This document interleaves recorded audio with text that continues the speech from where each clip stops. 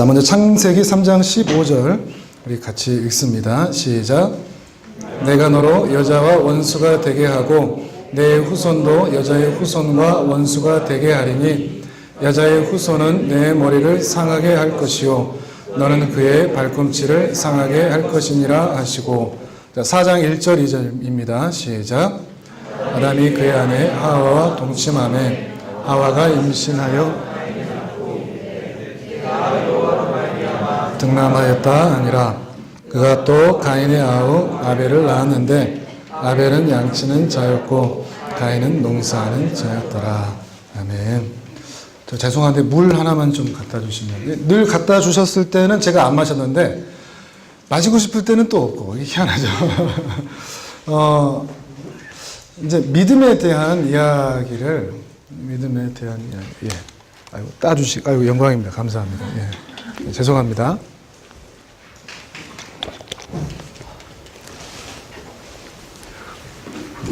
네. 하나님의 은혜에 대한 이야기를 했었잖아요. 하나님이 어떤 분이시냐. 그러면 이제 우리 편에서는 그럼 아무것도 안 해도 되느냐. 이제 우리의 믿음에 대한 이야기를 해보려고 합니다. 믿는다는 건 대체 뭘까? 믿는다는 거는 뭘 믿는 거죠? 우리 안에 믿음의 내용이 뭘까요? 그 믿음의 내용이 어떻게 나타나야 되죠?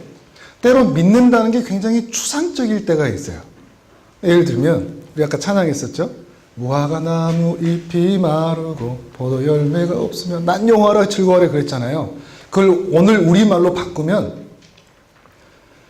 우리 집 가스가 끊기고 물도 끊기고 핸드폰 요금도 못 내고 월세는 밀리고가 되거든요.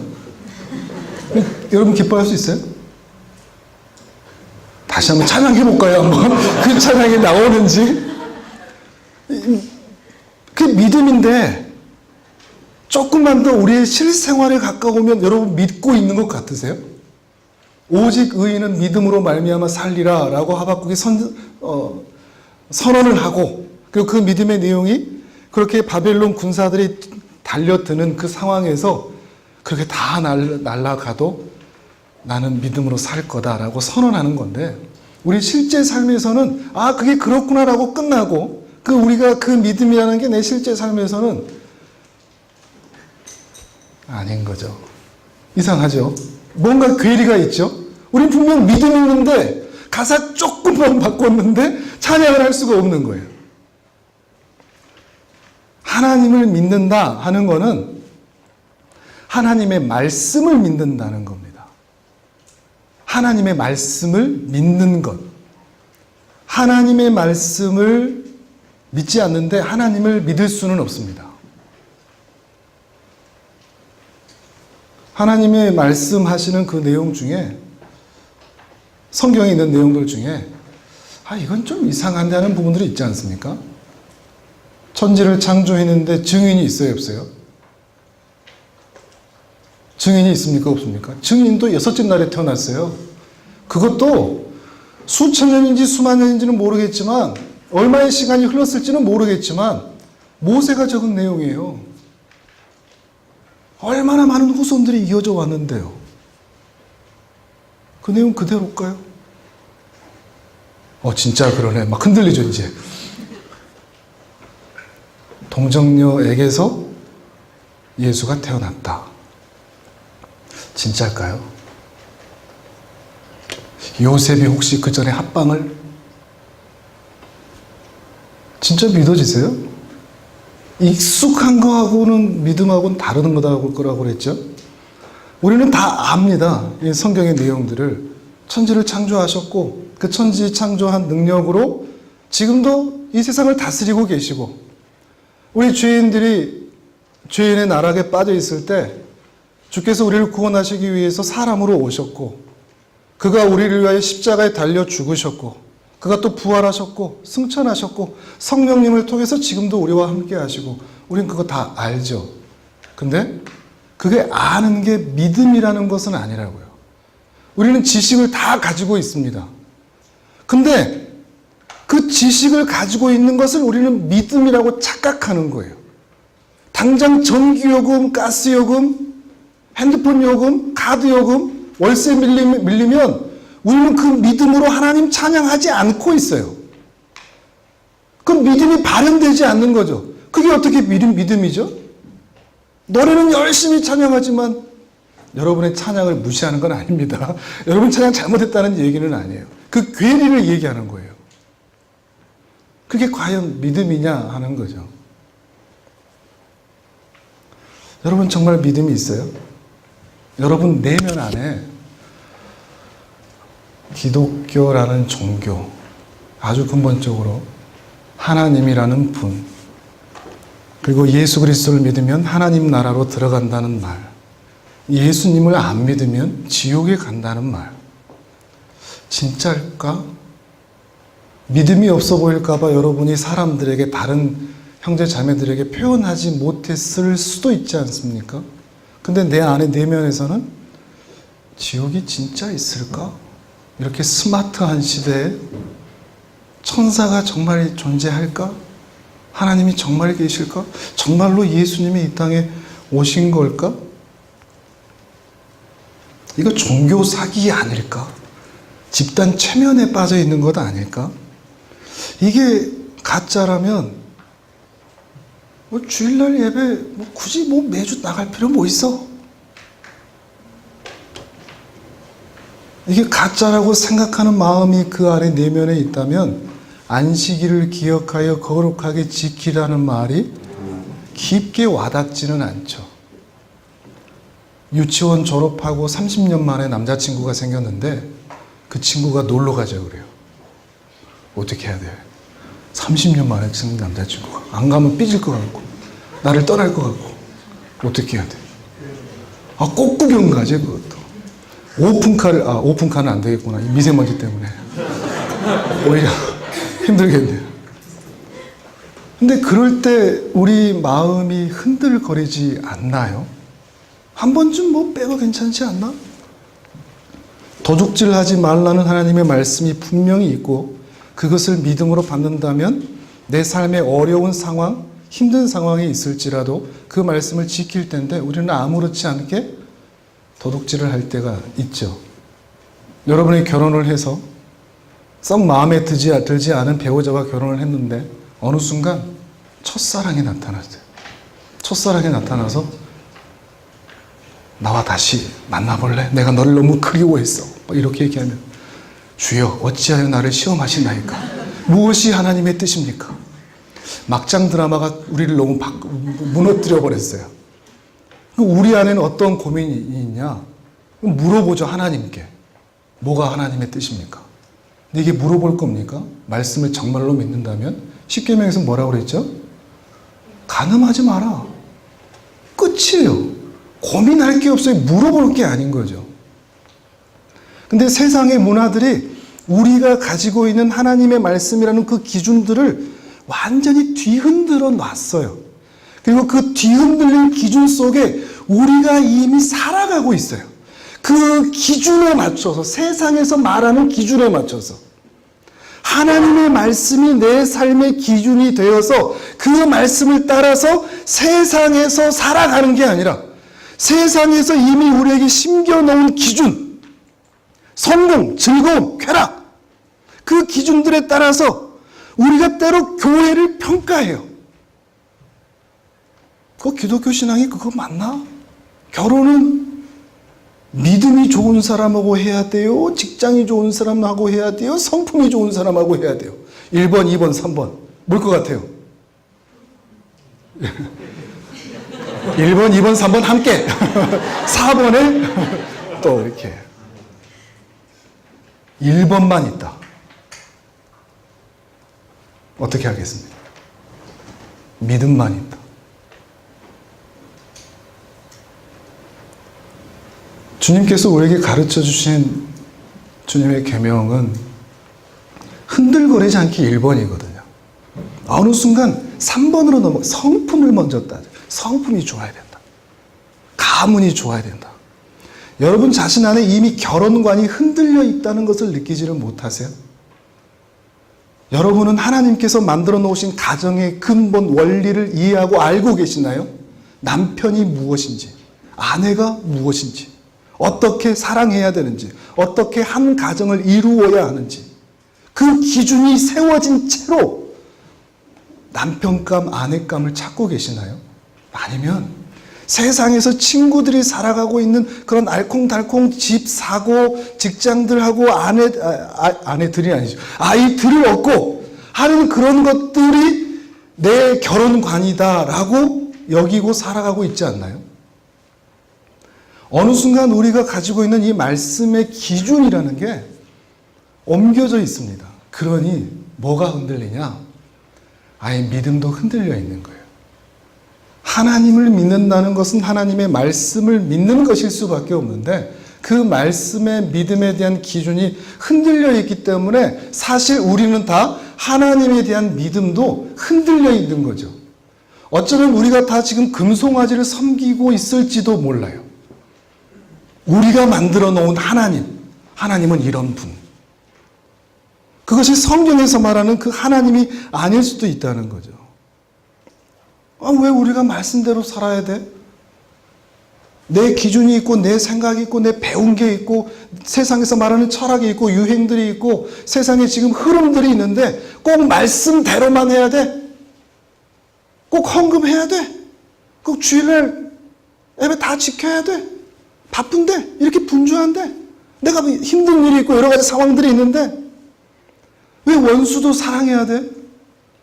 나를 힘들게 한 사람인데 내가 왜 사랑해? 내 마음을 무너지게 하고 눈물 쏙 빼는 사람인데 내가 왜 사랑해? 우리 안에 그런 마음이 있죠. 원수를 사랑하라. 네 자신같이 사랑하라. 라는 그 말씀은 이미 기준에서 없는 거죠. 왜 힘든 사람들을 우리가 도와줘야 돼? 그 사람이 잘못하거나 그 사람이 인생이 그러한 걸, 그 사람의 선택이 그랬는 걸 왜 우리가 그걸 도와줘야 돼? 우리 안에 이미 기준이 옮겨져 있다는 생각이 저에게 설득이 되십니까? 동의하시겠습니까? 못하겠다는 표정. 여러분 믿음 좋다고 치고 조금 더 이렇게 이어가볼게요. 근데 우리 안에 이런 갈등들이 늘 있는 거죠. 말씀대로 살아야 되나? 말씀대로 하나님 믿고 살아야 되나? 근데 또 반면에 아니야, 꼭 그럴 필요까지는 없어. 그렇게까지 할 필요는 없어라는 생각이 든다는 거죠. 이 안에, 우리 안에 이 믿음에 대한, 말씀에 대한 전쟁이 끊이지가 않는 겁니다. 그러니 가장 시급한 것은, 신자에게 시급한 것은 하나님의 말씀을 정말로 믿는 겁니다. 그래서 그 말씀이 내 삶의 기준이 되어 있는 거죠. 얼마나 진실하게 믿느냐 하는 게 중요합니다. 말씀을 제대로 알아야 되겠죠. 제대로 알 뿐만 아니라 얼마나 진실하게 믿고 있느냐 하는 것이 중요합니다. 우리의 이 고민, 어떻게 해야 돼? 이 고민이 우리만의 고민이 아닙니다. 옛날에 이와 같은 똑같은 고민을 했던 사람이 있습니다. 하나님 말씀 믿어야 돼? 좀 이상한 것 같은데? 사단의 말이 더 옳아 보이는데? 맞아 보이는데? 하나님의 말씀이 옳을까? 사단의 말이 옳을까? 근데 이 사람은 이런 고민을 하면 안 될 사람이었습니다. 누구보다 하나님의 사랑을 입었던 사람이니까요. 하나님께서 이 사람을 만드신 다음에 우와, 매우 좋다. 너무 좋다. 이렇게 기뻐하셨던 그 품에 핏덩이 아기를 안고서 기뻐하는 엄마 아빠처럼 그 아들을 보고 기뻐하신 거죠. 하나님에게 그 아들은 아담이죠. 하나님의 아들이죠. 아담은 하나님의 아들입니다. 그가 낳으셨습니다. 아담에게 하나님은 신이 아니고 아버지입니다. 그를 낳으신 아버지이죠. 근데 그 아버지를 믿지를 못했습니다. 아버지의 말을 믿지 못했습니다. 누구 말을 더 믿었죠? 사단의 말을 더 믿어버린 사람이 바로 이 아담이라는 거죠. 하나님께서 명령을 하시지 않습니까? 그 동산에 있는 모든 실과는 네가 다 먹을 수 있는데 이거 하나만 먹지 마라. 이게 무거운 명령입니까? 쉬운 명령입니까? 그거 먹지 마라. 분명히 동산나무의 모든 열매는 다 먹어라. 동산나무에 10,000그루가 있다고 치면 9,999개는 네 마음대로 먹어도 돼. 근데 하나만 먹지 마. 이게 무거운 겁니까? 쉬운 겁니까? 쉬운 거죠. 9,999개가 있는데. 근데 사단이 와서 이야기합니다. 동산의 모든 나무의 열매는 먹지 마라고 그러디? 마치 하나님이 모든 것을 쉬운 명령을 주셨는데 무거운 명령을 주신 것처럼 속입니다. 하나님 믿는 거 힘들어, 어려워, 열심히 하고 경건히 살아야 돼. 복음 자유를 주는 게 아니라 무겁게 만드는 거죠. 사단이 지금 그렇게 유혹을 하고 있는 겁니다. 그러면서 이 하와가 대답을 하죠. 동산 중앙에 있는 것은 먹지 말라고 하셨는데 그것을 먹으면 죽을지도 몰라. 죽을지도 모른다고 하셔서 하나님의 명령을 낮춰서 얘기하는 거죠. 그때 사단이 유혹하지 않습니까? 아니 괜찮아. 그거 먹으면 하나님처럼 될걸? 하나님처럼 되니까 하나님이 먹지 말라고 하신 거야. 은근히 사단의 유혹은 항상 그렇습니다. 사단의 유혹은 항상 하나님을 오해하게 만드는 겁니다. 하나님과의 관계를 끊어지도록 만드는 유혹들인 거죠. 그래서 하나님에 대해서 오해하도록. 하나님이 틀린 것 같은데? 굳이 하나님의 말씀대로 하지 않아도 될 것 같은데? 사단의 말이 더 옳아 보이는데? 그러니까 여자가 그러잖아요. 먹음직도 하고 보암직도 하고 지혜롭게 할 만큼 탐스럽기도 해서 자신도 먹고 남편에게도 주죠. 남편에게 먼저 주거든요. 남편도 같이 먹었다는 거죠.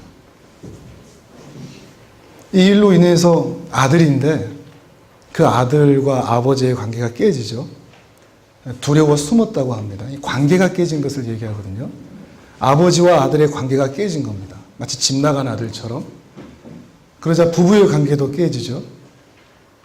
하나님께 당신의 며느리 더 쉽게 생각하면 당신의 며느리, 당신이 저한테 중매해준 그 며느리가 저를 이렇게 유혹한 겁니다. 그 말은 곧 누구를 탓하는 거죠? 하와를 탓하는 게 아니라 하나님을 탓하는, 하나님 때문이다라고 하는 거죠. 하나님과의 관계가 완전히 깨져 버린 거죠. 그 아들과의 관계가 깨져 버린 겁니다. 그로 인하여 그 불순종으로 인하여 사실 불순종보다는 불신앙에 더 가까울 수 있습니다. 순종하지 못한 이유는 하나님의 말씀을 믿지 않았기 때문에 그런 거죠. 그 불신앙으로 인하여 하나님의 말씀을 믿지 않고 사단의 말, 세상의 말, 옆 사람의 말, 이웃의 말을 더 믿은 그것 때문에 하나님과의 관계는 끊어지고 말씀하신 그대로 저주 가운데 내려갈 수밖에 없었던 거죠. 그런데 육체적인 죽음에 대한 말씀도 하시면서 아예 영적인 죽음도 주님께서는 말씀해 주셨습니다. 아예 하나님에게서 쫓아내셨다 그러죠. 말씀 한번 같이 한번 읽어볼까요? 3장 22절에서 24절을 같이 한번 읽어보도록 하겠습니다. 3장 22절에서 24절. 자, 같이 읽습니다. 시작.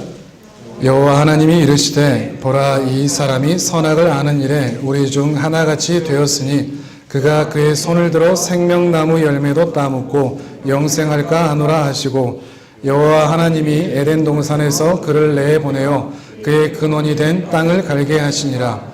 이같이 하나님이 그 사람을 쫓아내시고 에덴 동산 동쪽에 그룹들과 두루도는 불칼을 두어 생명나무의 길을 지키게 하시니라. 아멘. 하나님과 영원한 교제가 약속되었던, 하나님과 그 아들의 관계로 영원한 관계가 약속되었던 에덴 동산에서 쫓겨났습니다. 어제의 표현으로 보면은 세상으로 아들이 간 거죠.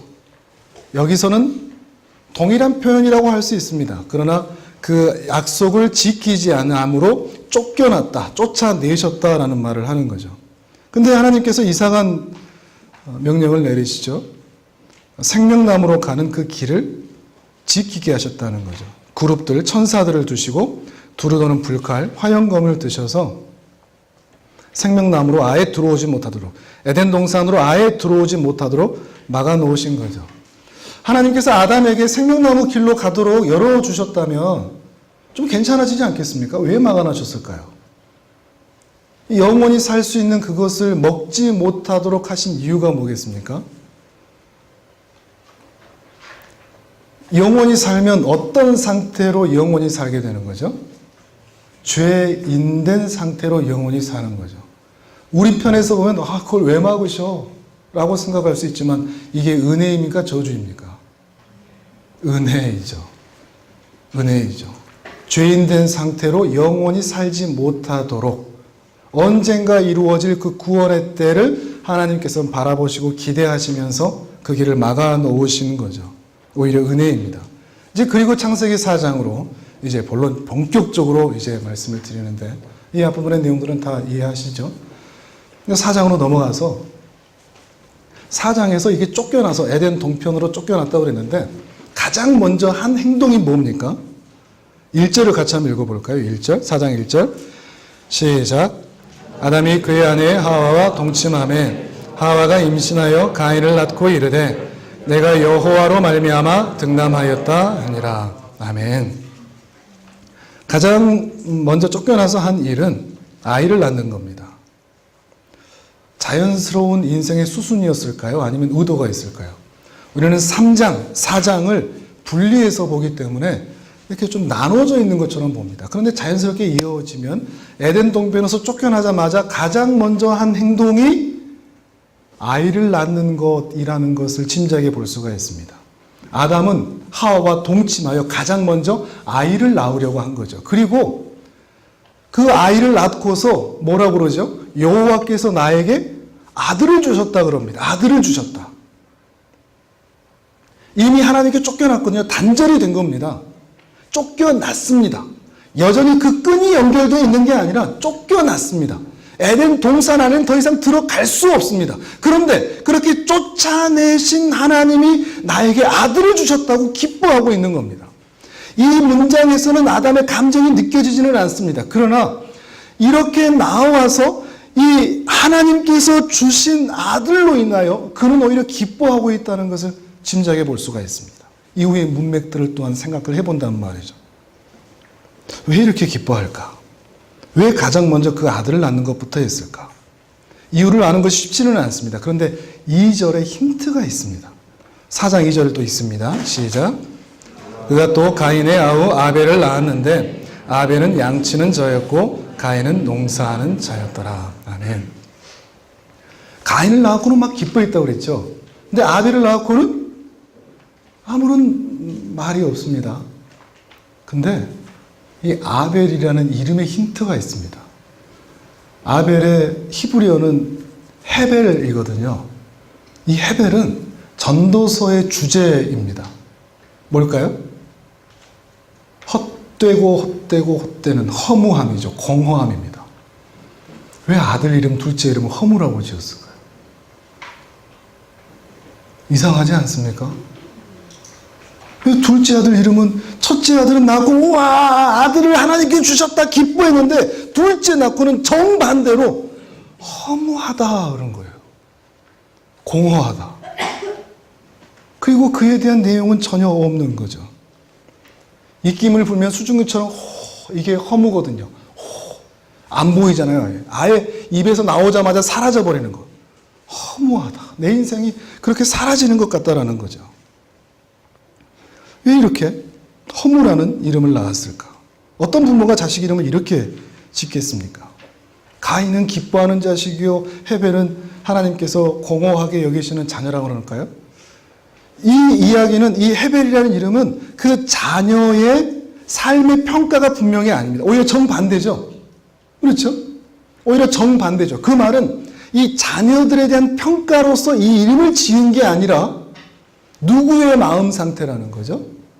아담과 하와의 마음의 상태를 그 자녀의 이름에 표현하는 거죠.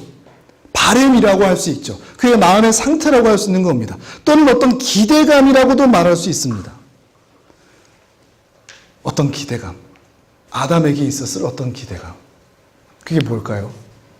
창세기 3장 15절을 다시 한번 읽어볼까요? 시작. 내가 너로 여자와 원수가 되게 하고 내 후손도 여자의 후손과 원수가 되게 하리니 여자의 후손은 내 머리를 상하게 할 것이요 그의 발꿈치를 상하게 할 것이니라 하시고. 아멘. 이 말씀은 에덴 동산에서 쫓겨나기 전에 하신 말씀이거든요. 하나님께서 아담과 하와에게 하시는 모든 말씀들은 다 저주였습니다. 불행의 말이었습니다. 땀 흘릴 것이다, 경작을 해야 할 것이다, 또 출산을 해야 할 것이다, 그 고통이 있을 것이다. 그런데 이 아담과 하와에게 한 말도 아니고 뱀에게 한 말인데, 이 뱀에게 한 말 중에 이 한마디가 딱 하나, 이게 희망이 되는 말씀이라고 할 수 있습니다. 뱀에게 뭐라고 그러시죠?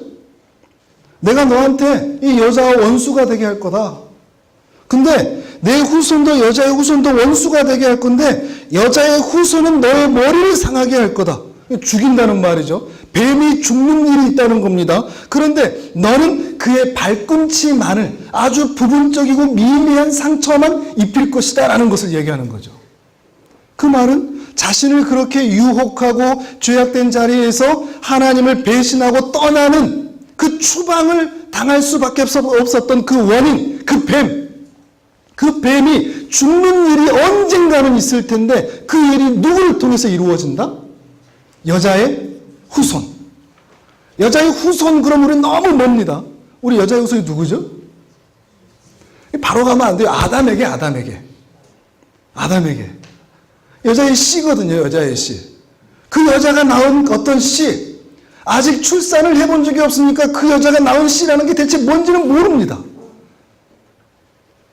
어떤 결과물이 나타난 건지는 모릅니다. 아무튼 여자의 후손이라는, 자기에게 여자는 누구뿐이죠? 하와뿐이죠.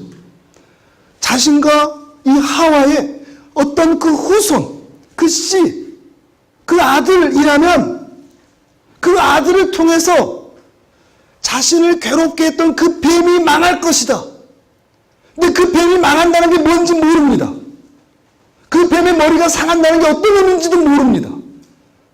어떻게 하면 내가 천국으로 다시 돌아갈까? 에덴 동산으로 다시 돌아갈까? 이게 이 뱀이 머리가 상하면 이루어진다는 것도 모릅니다. 그냥 딱 하나, 여자의 후손이 뱀의 머리를 상하게 한다. 이 말 딱 하나, 이거 하나 믿고. 그럼 자신한테 필요한 게 뭐죠? 에덴 동산에서 쫓겨났는데 뭔가 신락 같은 희망, 이거는 혹시 아버지한테 다시 돌아갈 수 있지 않을까? 라는 그 희망 때문에 쫓겨나자마자 동침을 하였던 것이죠. 아들을 기다렸던 것입니다. 후손을 기다렸다는 거죠. 아담에게 달라진 게 보입니까? 그 전에는 어땠죠? 하나님의 말씀을 사단의 말보다 안 믿었습니다. 근데 수많은 저주의 말 중에 딱 하나 희망스러워 보이는 그 한 말, 그 한마디, 그게 어떤 의미인지도 모르는데 하나님께서 하신 그 한마디를 철석같이 믿었습니다. 이거다. 이걸 붙잡는 거다. 이대로 될 거다. 이대로 이루어지기를 바란다 하는 거죠. 드디어 아담이 하나님의 말씀을 기억하고 하나님의 말씀을 믿기 시작한 것입니다. 창세기 3장 15절. 짧은 이 한마디가 적어도 아담에게는 복음이었습니다. 이거면 나를 살릴 수 있을지도 몰라. 그래서 수많은 사람들은 이 창세기 3장 15절을 원시복음, 최초의 복음이라고 표현을 합니다. 처음 죄 지은 쫓겨난 그 아담에게 주신 하나님의 복음. 그 복음이 수많은 시간이 지나서 학자들이 붙여놓은 게 아니라 누구부터 이 말씀을 믿기 시작했다고요? 아담부터. 그렇게 불순종하고 불신앙했던 그 아담부터 말이죠. 그러니 이것을 믿었기 때문에 아들을 낳고서 그 아들의 존재를 보고서 자신도 그렇게 아가일 데가 없었거든요. 근데 단순히 출생과 자신의 자녀, 내 자녀라고 하는 기쁨 때문에 우와 하나님이 자녀를 주셨다 한 게 아니라 여자의 후손을 이렇게 빨리 아담에게 하나님께 돌아갈 그 희망이 수천 년, 수만 년이 지나서 내가 돌아갈지 몰라 그랬을까요? 그렇게 실수하고 넘어진 이후에 이제 다시 돌아가면 나 이러지 않아야지. 이런 생각 가지면서 다시 돌아가기를, 그 아버지에게 돌아가기를. 이제는 어차피 쫓겨났으니까 여기서 아들, 딸 잘 낳고 아담과 하와와 평생 알콩달콩 잘 살아야지 이렇겠습니까? 아담이 가지는 소망이, 꿈이 무엇이겠습니까? 나 돌아갈래. 여호와께 돌아가자. 다시는 내가 그런 실수하지 않을 거다. 이제 돌아가면 나 다시 사단의 말 난 절대 믿지 않을 거다. 돌아가자. 아마도 아담과 하와는 그 핏덩이를 끌어안고 어디로 갔을 거예요? 여러분이라면 그 핏덩이 끌어안고 어디로 가겠습니까? 에덴 동산 동편, 그들이 살 때는 서편, 두루 도는 화영검이 있고 그 그룹들 천사들이 지키는 거. 그래서 어떤 일이 이루어지길 기대할까요? 천사들이 문을 열어주고 두루두는 불칼은 멈추기를 기대했을 것이죠. 아, 여자애씨 데리고 왔습니다. 그 후손 당신이 주신 거 데리고 왔습니다. 문 열어주시죠. 안 열어주십니다. 하루, 이틀, 1년, 2년 얼마나 그곳을 다녔을지도 모르겠습니다. 아무런 변화가 없는 겁니다. 그 문이 열려지지 않는 것을 보면 볼수록 그 하나님의 말씀을 말씀으로 믿지 않고 불신앙으로 불순종한 게 이렇게 큰 거구나. 나 이제 하나님 못 보는 거야? 우리 아빠 더 이상 못 보는 거야? 이제 우리 아버지와 에덴 동산에서 함께 거닐던 그 추억을 이제 다시 할 수 없는 거야? 이제 그 아버지의 음성을 나 다시 들을 수 없는 거야? 이제 이 에덴 동산 동편, 이 황량한 척박한 세상에서 나 영원히 땀 흘리고 출산하고 그렇게 살 수밖에 없는 거야? 이대로 나 끝나버리고 마는 거야? 더 이상 소망이 없는 거야? 그 마음의 공허함이, 허무함이 얼마나 크면 둘째 아들 낳자마자 허무하다, 공허하다.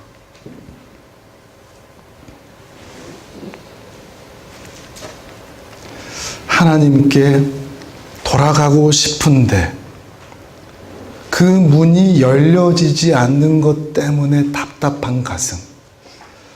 기도도 하고 수련회도 오고 예배도 드리고 하나님 앞에 그렇게 나아가서 주님, 저 하나님 자식 맞죠? 하나님 저 사랑하시는 건 맞죠? 아무리 나아가 봐도 내게 아무런 길을 열어주시지 않은 것 같은, 눈물을 한 바가지를 쏟아도 내 마음에 하나님의 음성, 그 따뜻한 손길이 전혀 느껴지지 않는 것 같은, 이게 맞는 건가? 이게 되는 건가?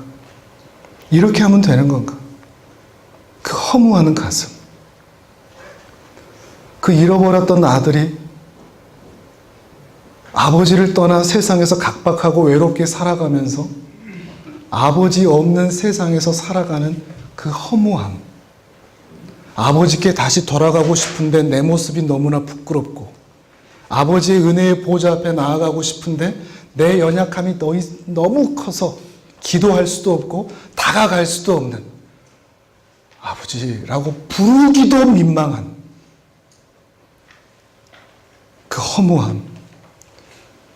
이 아담의 허무함이 우리들의 허무함과 크게 다르지가 않는다는 것입니다.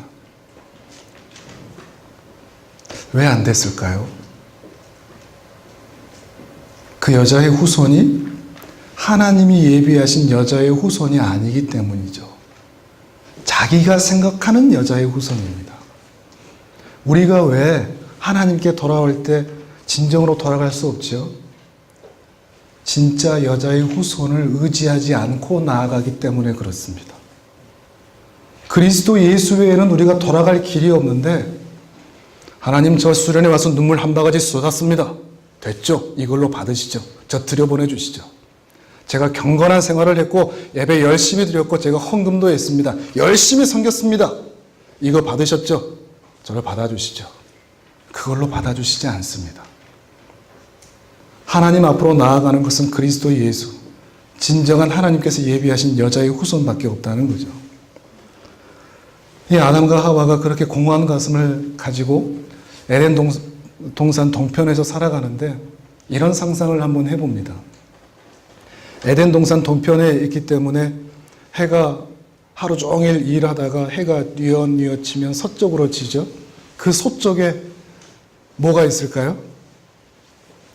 에덴의 동산이 있겠죠. 거기에 누가 계실까요? 아버지가 계시죠. 혹시 타향살이 하시는 분들, 아버지가 있는 고향, 그곳에 대한 그리움을 가지고 그곳을 바라보신 적 있지 않습니까? 아담도 그러지 않았을까 하는 거죠. 그리운 거죠. 아버지가 그리운 거죠. 돌아가고 싶은 거죠. 다시 만나고 싶은 거죠. 근데 그에게는 더 이상 길이 없는 겁니다. 그가 택한 방법은, 하나님을 그리워하면서 택한 방법은 예배를 드리는 것이었던 것 같습니다. 그러니까 그의 아들들 가인과 아벨이 제사를 드렸었죠. 그 제사를 누가 가르쳤겠습니까? 그 아버지가 가르쳤겠죠. 하나님께 제사하자, 예배드리자. 근데 더 절망하게 되죠. 그 마음을 가지고 자녀들에게 그 제사를 가르쳤는데 그 제사를 드리면서 가인이 아벨을 죽이는 일을 또 경험한 겁니다. 충격적이죠. 그런데 그 절망이 아주 오래 가지는 않았던 것 같습니다. 어떤 이유에서인지 성경에서는 침묵하고 있습니다. 어떤 일이 있었는지 알 수는 없는데 하나님에 대한 약속이 이 아담의 마음에 다시 일어나기 시작한 겁니다. 그가 기억했던 그 하나님의 약속이 어느 순간 생각이 났던 것 같습니다. 창세기 4장 25절 26절을 같이 한번 읽어볼까요? 창세기 4장 25절 26절 시작. 아담이 다시 자기 아내와 동침하매 그가 아들을 낳아 그의 이름을 셋이라 하였으니 이는 하나님이 내게 가인이 죽인 아벨 대신에 다른 씨를 주셨다 함이며 셋도 아들을 낳고 그의 이름을 에노스라 하였으며 그때의 사람들이 비로소 여호와 이름을 불렀더라. 아멘. 아담과 하와가 다시 동침하여 아들을 낳죠. 그의 이름을 셋이라고 합니다. 셋이라고 해서 셋째라는 의미가 결코 아닙니다.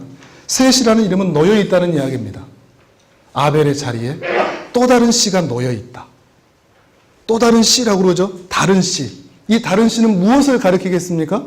창세기 3장 15절에 여자의 씨, 여자의 후손인 거죠. 여자의 씨를 다시 주셨다. 그 말은 뭐죠?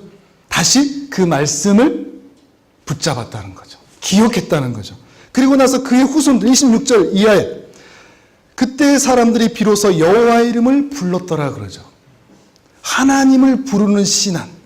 그 신앙이 누구에게서부터 전수되었을까요? 아담에게서부터 전수되어 흘러내려왔다는 거죠. 아담은 분명히 우리가 알듯이 왼수 같은 존재지 않습니까? 그때 왜 그거 먹어갖고 우리 인생 이렇게 꼬이게 만드나? 그는 분명 불신앙과 불순종으로 인하여서 이 세상에 죄가 들어오게 한 사람인 것은 분명히 맞습니다. 그런데 천국에 가면 전 아담 할아버지가 계실 것 같습니다. 왜요? 하나님의 말씀을 믿었거든요. 그는 분명 죄를 지었습니다. 하나님의 동산에서 쫓겨났습니다. 에덴 동편에 있었습니다. 그러나 그는 하나님의 말씀을 붙잡았습니다. 특별히 여자의 후손에 대한 믿음. 그 여자의 후손이 누구인지, 어떤 존재인지, 어떻게 구원한다는 것인지 전혀 알지 못하지만 여자의 후손에 대한 그 단 한 문장, 메시아에 대한 신앙은 분명히 가지고 자신의 자녀들에게 그 신앙을 흘려보내 주었다는 것이죠. 아담은 단 한 구절이지만 그걸 붙잡고 살았습니다. 근데 우리에게는 그 한 구절만이 아니라 아담이 들으면 까무러칠 성경 66권의 완벽한 그게 대체 어떤 의미인지, 사람이 어떻게 이 세상에 존재하게 되었고 사람이 왜 타락하였고 그 타락한 죄인들을 구원하시기 위해서 하나님께서 어떻게 일하셨고 그 여자의 후손이 어떻게 이 땅에 태어나셔서 어떤 사역을 하셨으며 어떤 사랑을 베풀어 주셨는지 우리는 너무나 분명히 잘 알고 있습니다. 그리고 그게 이미 실현이 됐습니다. 그 약속들이 이미 실현이 됐습니다. 2000년 전에, 지금보다 2000년 전에 그 약속이 이미 이루어졌습니다. 예수 그리스도를 믿고 의지하면 그 여자의 후손이 이제는 우리 분명하게 예수 그리스도입니다라고 믿고 고백하면 그 예수 그리스도를 통하여 휘장을 지나 담대히 성막 바깥도 아니고 이방인의 뜰 정도만도 아니고 성소만도 아니고 지성소까지 휘장을 지나서 그의 육체를 찢으심으로 지성소 안으로 들어가도록 우리에게 그 은혜의 길을 예비해 주셨던 예수 그리스도의 은혜를 믿기만 하면 우리는 에덴 동산으로 돌아갈 수 있는 존재가 이미 되었습니다. 그래서 우리는 지금 이렇게 하나님께 나와 예배하고 있는 거죠. 그 은혜가 이미 성취된 것이죠. 그리고 이제 앞으로 하나님께서 이러이러하게 할 것이다 라고 하는 말씀들을 신약의 말씀을 통해서 우리에게 주셨죠. 어떻습니까? 여러분은 이 하나님의 말씀을 믿으십니까? 그 말씀하신 그대로 될 줄로 믿으십니까? 그 자녀들에게 좋은 집 사고 성공하고 잘 살아라 그렇게 부탁하셨습니까? 아니면 세상에서 어떤 힘든 일과 연약한 일을 만나더라도 그리스도인답게 나의 제자답게 살아달라고 부탁의 말씀을 하셨습니까? 여러분은 예수님의 말씀을 진실로 따르고 믿고 있습니까? 아니면 그 말씀을 믿지 아니하고 세상에서 요구하는 대로 우리가 가고 있습니까? 신약 성경에서 우리에게 요구하는 것이 무엇인지 분명히 알면서도 불구하고 우리가 그것을 믿고 있다고 얘기하면서도 우리는 그 말씀 그대로 믿고 살아가지 않고 있다는 것을 오늘 우리가 확인하지 않을 수가 없다는 말입니다.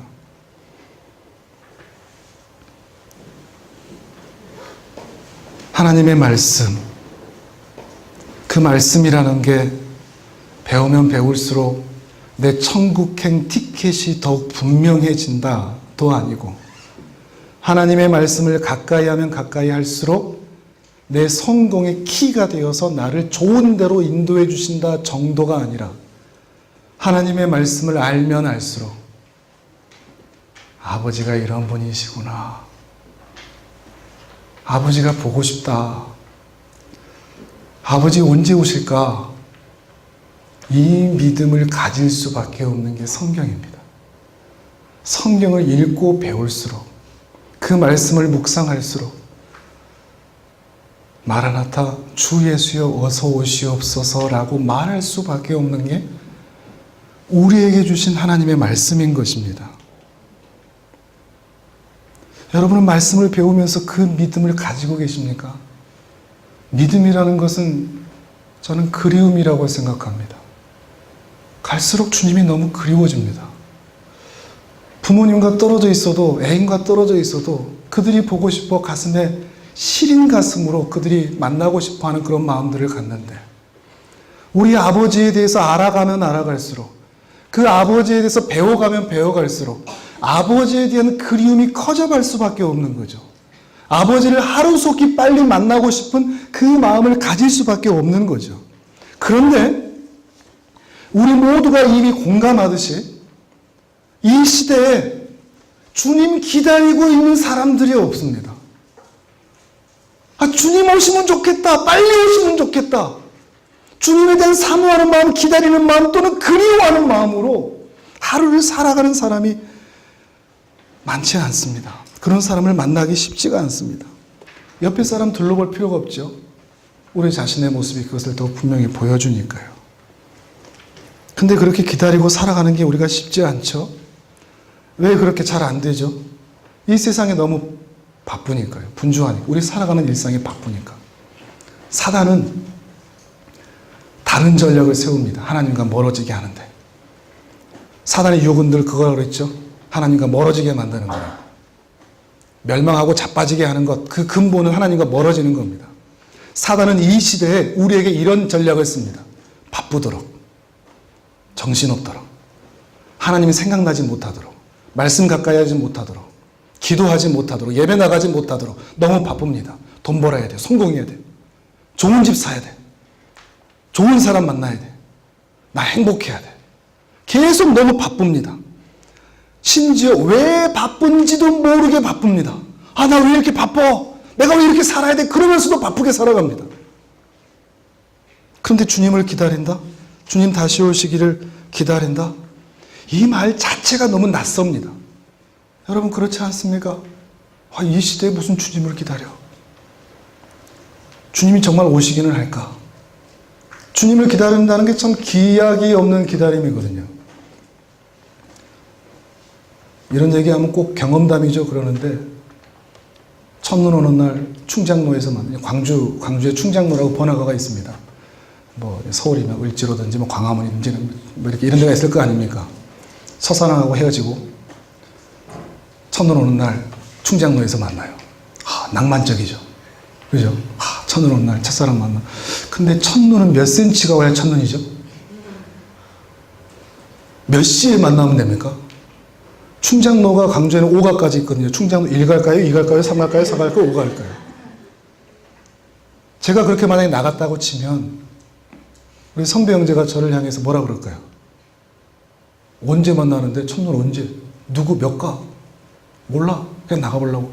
미쳤구만. 우리가 주님을 기다린다는 것도 그렇거든요. 주님 언제 오시는데? 오시기는 와? 어디로? 언제? 어떤 방법으로? 몰라. 사람들은 우리에게 뭐라 그러죠? 미쳤다 그러죠. 어쩌면 우리 자신에게도 그럴지 모릅니다. 미쳤다. 어떻게 알고 언제 기다려? 그때까지 나 열심히 살지. 주님이 다시 오신다고 약속한 지가 무려 2000년이나 지나버렸습니다. 더 믿기가 쉽지는 않죠. 그래서 이제 우리 마음에는 이미 이런 마음이 확신으로 자리 잡고 있습니다. 진짜 오실까? 정말 오실까? 이런 시대에. 근데 신자들은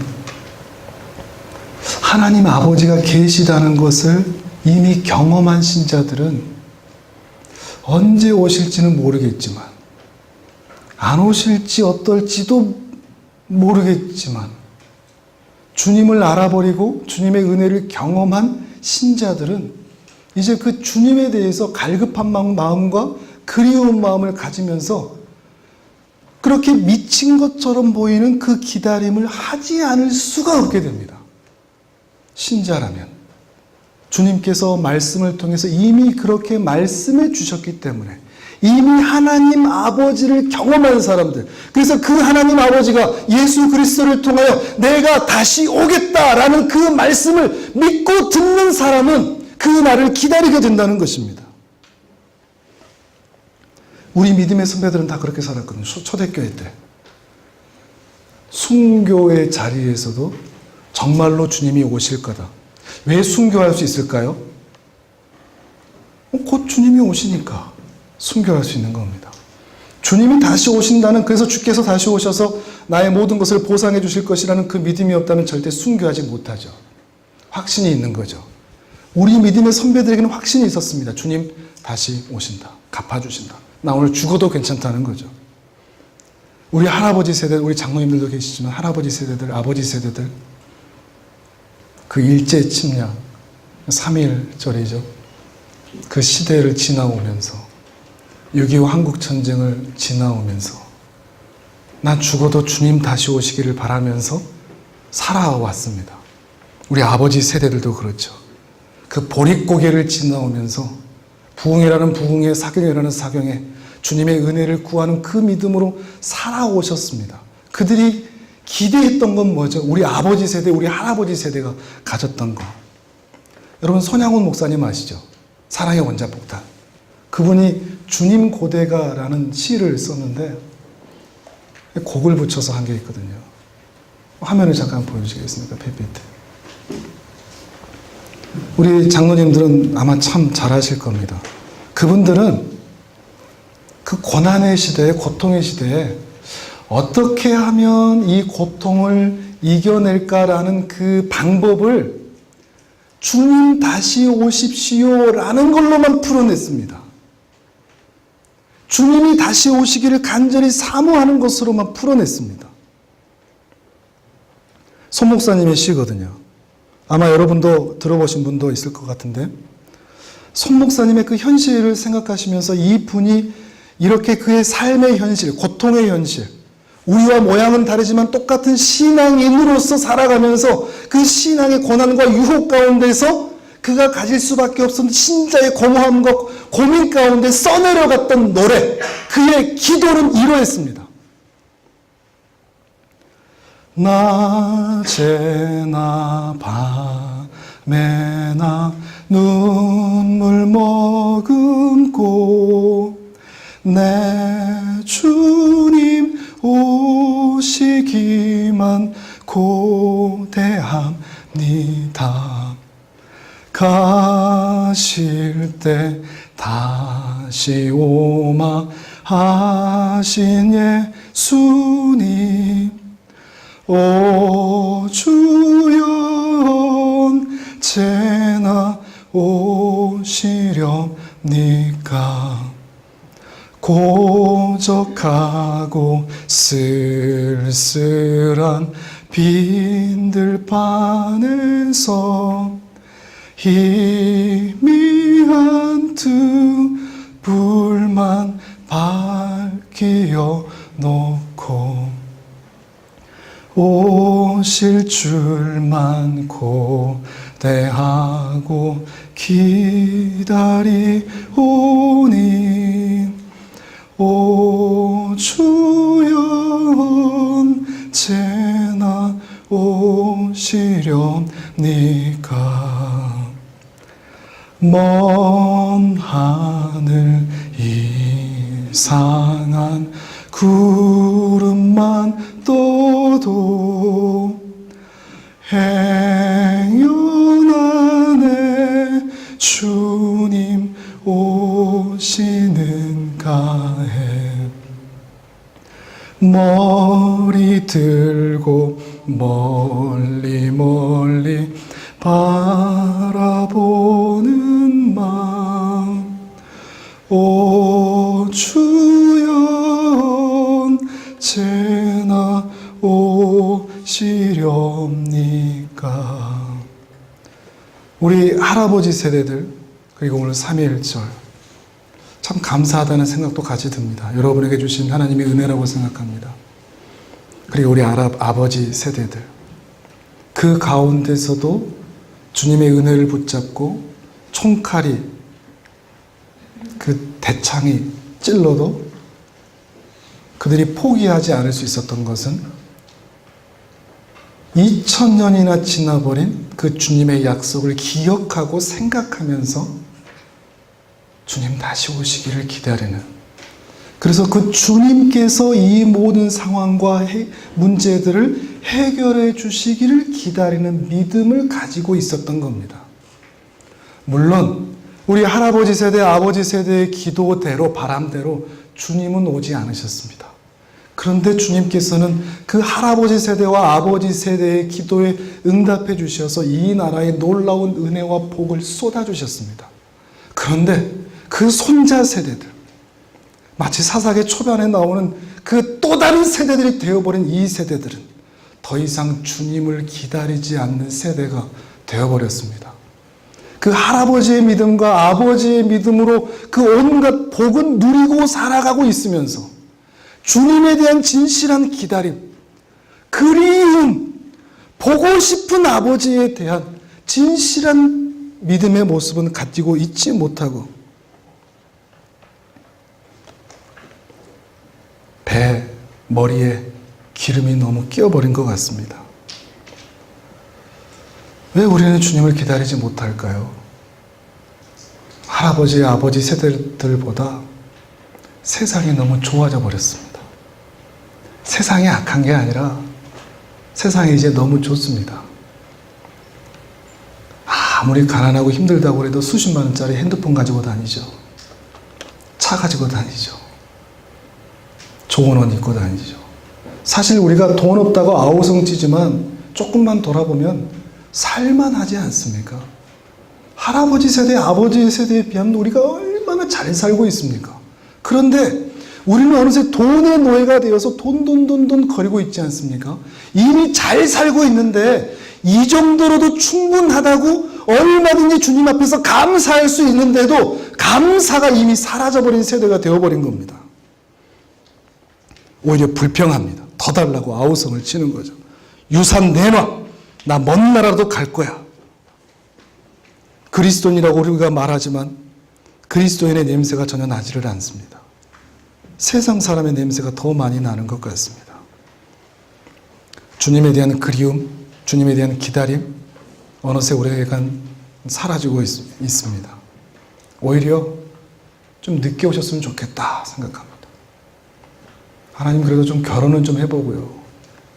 애들도 좀 낳아보고요. 좀 다 크면 또 손자 안아보는 기쁨도 좀 누려보고요. 늦게 오셨으면 좋겠다고 생각을 하며 살아갑니다. 더 본질적으로 왜 나는 주님에 대한 기다림을 하고 있지 않을까요? 왜 주님을 그리워하고 있지 않을까요? 하나님은 믿는다고 말하면서 하나님이 하신 말씀은 믿지 않기 때문에 그렇습니다. 우리 사실 하나님 말씀 안 믿고 있는 거죠. 오신다고 그러는데 나중에 오세요. 안 올 거죠. 안 올 수도 있잖아요. 사실 우리 하나님에 대한 말씀 자체를 안 믿고 있는 거죠. 우리가 오늘 이 시간 가장 사모할 것은 말씀을 믿게 해주십시오. 그 믿음을 제게 해주십시오. 성경에 기록된 모든 것들을 다 믿게 해주십시오. 십계명의 그 말씀들이 나를 살리는 말씀, 안식일을 기억하여 거룩하게 지키라. 예, 주님 그러하겠습니다. 살인하지 말라. 저 미워하지도 않도록 하겠습니다. 부모를 공경하라. 예, 주님.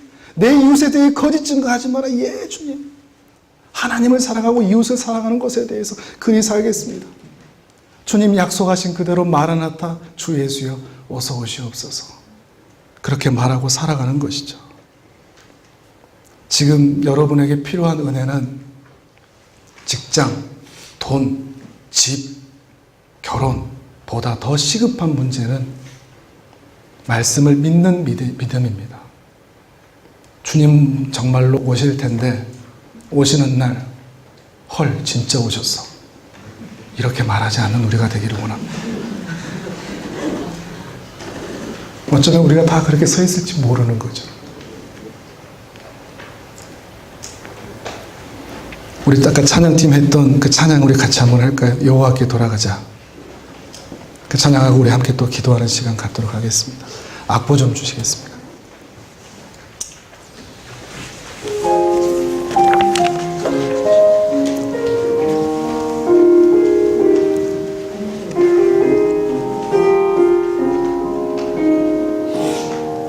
내 백성이 나를 떠나 내 백성이